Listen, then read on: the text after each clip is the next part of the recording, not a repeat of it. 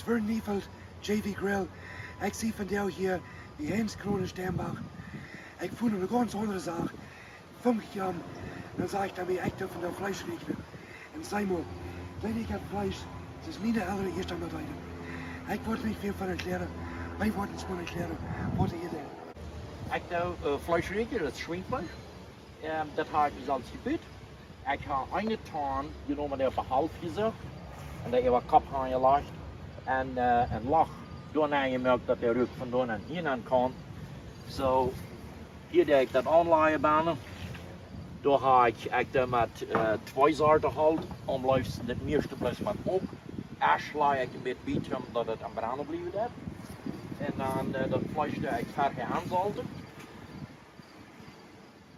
Dat heeft dan nu een stunde, 1,5 stunde waar het dan nu zo bijna hangt. En dat heb ik nu best als gebied. Dat hout heb ik hier.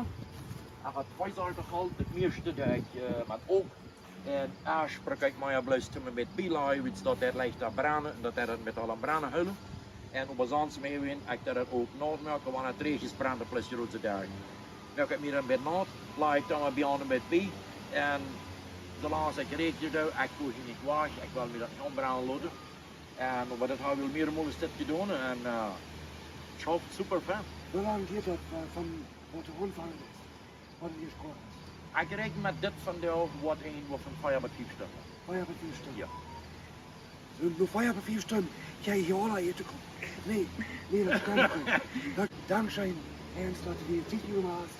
Ja, dank.